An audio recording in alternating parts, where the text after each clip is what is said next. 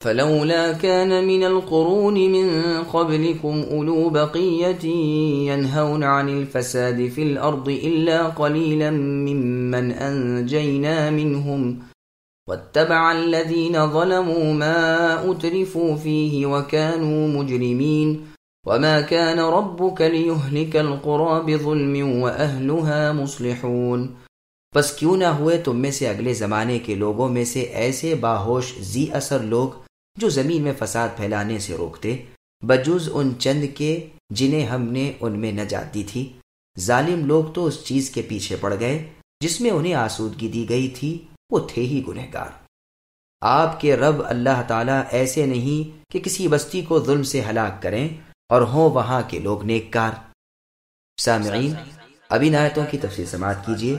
یعنی بجز چند کے ہم گزشتہ زمانے کے لوگوں میں سے ایسے کیوں نہیں پاتے جو شریروں اور منکروں کو برائیوں سے روکتے رہیں؟ یہی وہ ہیں جنہیں ہم اپنے عذابوں سے بچا لیا کرتے ہیں۔ اسی لیے اللہ تبارک و تعالی نے اس امت میں ایسی جماعت کی موجودگی کا قطعی اور فرضی حکم دیا۔ اللہ نے سورہ آل عمران کی آیت نمبر 104 میں فرمایا وَلْتَكُن مِّنكُمْ أُمَّةٌ يَدْعُونَ إِلَى الْخَيْرِ الآیہ، یعنی بھلائی اور نیکی دعوت دینے والی ایک جماعت تم میں ہر وقت موجود رہنی چاہیے۔ ظالموں کا شیوا یہی ہے کہ وہ اپنی بد عادتوں سے باز نہیں آتے، وہ نیک علماء کے فرمان کی طرف توجہ بھی نہیں کرتے، یہاں تک کہ اللہ کا عذاب ان کی بے خبری میں ان پر آ پڑتے ہیں۔ بھلی بستیوں پر اللہ کی طرف سے ازراہ ظلم عذاب کبھی آتے ہی نہیں۔ ہم ظلم سے پاک ہیں، لیکن خود ہی وہ اپنی جانوں پر مظالم کرنے لگتے ہیں۔ وَلَوْ شَاءَ رَبُّكَ لَجَعَلَ النَّاسَ أُمَّةً وَاحِدَةً وَلَا يَزَالُونَ مُخْتَلِفِينَ إِلَّا مَنْ رَحِمَ رَبُّكَ وَلِذَلِكَ خَلَقَهُمْ وَتَمَّتْ كَلِمَةُ رَبِّكَ لَأَمْلَأَنَّ جَهَنَّمَ مِنَ الْجِنَّةِ وَالنَّاسِ أَجْمَعِينَ۔ اور اگر آپ کے رب اللہ تعالیٰ چاہتے تو سب لوگوں کو ایک ہی راہ پر ایک گروہ کر دیتے۔ وہ تو برابر اختلاف کرنے والے ہی رہیں گے، بجز ان کے جن پر آپ کے رب رحم فرما دیں۔ انہیں تو اسی لیے پیدا کیا ہے۔ آپ کے رب کی یہ بات پوری ہے کہ میں جہنم کو جنوں اور انسانوں سے پر کر دوں گا۔ سامعین، اب آیتوں کی تفسیر سماعت کیجیے۔ کامیاب اور ناکام ہونے والے لوگ، اللہ کی قدرت کسی کام سے عاجز نہیں۔ وہ اللہ چاہیں تو سب کو ہی اسلام یا کفر پر جمع کر دیں، لیکن اللہ کی حکمت ہے جو انسانی رائے ان کے دین و مذاہب جدا گانا برابر جاری و ساری ہیں، طریقے مختلف، مالی حالات جدا گانا، ایک ایک کے ماتحت۔ یہاں مراد دین و مذہب کا اختلاف ہے۔ ہاں، جن پر اللہ کا رحم ہو جائے وہ رسولوں کی تابعداری، اللہ کی حکم برداری میں برابر لگے رہتے ہیں۔ اب وہ نبی آخر الزماں محمد صلی اللہ علیہ وسلم کے مطیع ہیں اور یہی نجات پانے والے ہیں۔ چنانچہ مسند و سنن میں حدیث ہے کہ جس کی ہر سند دوسری سند کو تقویت پہنچا رہی ہے کہ رسول اللہ صلی اللہ علیہ وسلم نے فرمایا کہ یہودیوں کے 71 گروہ ہوئے، نصارہ 72 فرقوں میں تقسیم ہو گئے، اس امت کے 73 فرقے ہو جائیں گے، سب جہنمی ہیں سوائے ایک جماعت کے۔ صحابہ رضی اللہ عنہم نے پوچھا، اے اللہ کے رسول، وہ کون لوگ ہیں؟ آپ نے جواب دیا، جو اس پر ہوں جس پر میں ہوں اور میرے اصحاب۔ بقول عطا رحمہ اللہ، مختلفین سے مراد یہودی، نصرانی، مجوسی ہیں، اور اللہ کے رحم والی جماعت سے مراد ایک طرفہ دین اسلام کے مطیع لوگ ہیں۔ قتادہ رحمہ اللہ کہتے ہیں کہ یہی جماعت ہے گو ان کے وطن اور بدن جدا ہوں، اور اہل معصیت فرقت و اختلاف والے ہیں گو ان کے وطن اور بدن ایک ہی جا جمع ہوں۔ قدرتی طور پر ان کی پیدائش ہی اسی لیے ہے۔ شقی یعنی بدبخت اور سعید یعنی خوشبخت کی ازلی تقسیم ہے۔ یہ بھی مطلب ہے کہ رحمت حاصل کرنے والی یہ جماعت ہے ہی اسی لیے۔ طاؤس رحمہ اللہ کے پاس 2 شخص اپنا جھگڑا لے کر آئے اور آپس کے اختلاف میں بہت بڑھ گئے، تو آپ رحمہ اللہ نے فرمایا کہ تم نے جھگڑے اور خوب ہی اختلاف کیا۔ اس پر ایک نے کہا، اسی کے لیے ہم پیدا کیے گئے ہیں۔ آپ نے فرمایا، غلط ہے۔ اس نے اپنے ثبوت میں اسی آیت کی تلاوت کی، تو آپ رحمہ اللہ نے فرمایا، اس لیے نہیں پیدا کیا کہ آپس میں اختلاف کریں، بلکہ پیدائش تو جمع کے لیے اور رحمت حاصل کرنے کے لیے ہوتی ہے۔ جیسے ابن عباس رضی اللہ عنہما سے مروی ہے کہ رحمت کے لیے پیدا کیا ہے، نہ کہ عذاب کے لیے۔ اور سورہ ذاریات کی آیت نمبر 56 میں ہے، وَمَا خَلَقْتُ الْجِنَّ وَالْإِنسَ إِلَّا لِيَعْبُدُونَ۔ کہ میں نے جنوں اور انسانوں کو صرف اپنی عبادت کے لیے ہی پیدا کیا ہے۔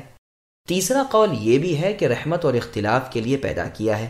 چنانچہ مالک رحمہ اللہ اس کی تفسیر میں فرماتے ہیں کہ ایک فرقہ جنتی اور ایک جہنمی، انہیں رحمت حاصل کرنے اور انہیں اختلاف میں لگے رہنے کے لیے پیدا کیا گیا ہے۔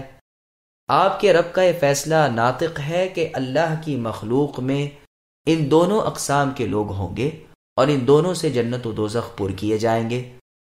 اس کی کامل حکمتوں کو اللہ تعالیٰ ہی جانتے ہیں۔ بخاری اور مسلم میں ہے، رسول اللہ صلی اللہ علیہ وسلم فرماتے ہیں کہ جنت و دوزخ میں گفتگو ہوئی۔ جنت نے کہا مجھ میں تو صرف ضعیف اور کمزور لوگ ہی داخل ہوتے ہیں، اور جہنم نے کہا میں تکبر اور تجبر کرنے والوں کے ساتھ مخصوص کی گئی ہوں، یعنی مجھ میں گھمنڈی اور سرکش اور ظلم کرنے والے لوگ ہوں گے۔ اس پر اللہ عز و جل نے جنت سے فرمایا تو میری رحمت ہے، جسے میں چاہوں تجھ سے نواز دوں گا، اور جہنم سے فرمایا تو میرا عذاب ہے، جس سے میں چاہوں تیرے عذابوں سے انتقام لوں گا۔ تم دونوں پر ہو جاؤ گی۔ جنت میں تو برابر زیادتی رہے گی، یہاں تک کہ اس کے لیے اللہ تعالیٰ ایک نئی مخلوق پیدا کر دیں گے اور اسے اس میں بسائیں گے، اور جہنم بھی برابر زیادتی طلب کرتی رہے گی، یہاں تک کہ اس پر اللہ رب العزت اپنا قدم رکھ دیں گے۔ تب وہ کہنے لگے گی آپ کی عزت کی قسم، اب بس ہے، اور وہ بھر جائے گی۔ وَكُلًّا نَّقُصُّ عَلَيْكَ مِنْ أَنبَاءِ الرُّسُلِ مَا نُثَبِّتُ بِهِ فُؤَادَكَ وَجَاءَكَ فِي هَٰذِهِ الْحَقُّ وَمَوْعِظَةٌ وَذِكْرَىٰ لِلْمُؤْمِنِينَ وَقُل لِّلَّذِينَ لَا يُؤْمِنُونَ اعْمَلُوا عَلَىٰ مَكَانَتِكُمْ إِنَّا عَامِلُونَ وَانتَظِرُوا إِنَّا مُنتَظِرُونَ وَلِلَّهِ غَيْبُ السَّمَاوَاتِ وَالْأَرْضِ وَإِلَيْهِ يُرْجَعُ الْأَمْرُ كُلُّهُ فَاعْبُدْهُ وَتَوَكَّلْ عَلَيْهِ وَمَا رَبُّكَ بِغَافِلٍ عَمَّا تَعْمَلُونَ۔ اور رسولوں کے سب احوال ہم آپ کے سامنے آپ کے دل کی تسکین کے لیے اے نبی بیان فرما رہے ہیں۔ آپ کے پاس اس صورت میں بھی حق پہنچ چکا جو نصیحت و واعظ ہے مومنوں کے لیے۔ ایمان نہ لانے والوں سے آپ کہہ دیجئے کہ تم اپنے طور پر عمل کیے جاؤ، ہم بھی عمل میں مشغول ہیں، اور تم بھی انتظار کرو، ہم بھی منتظر ہیں۔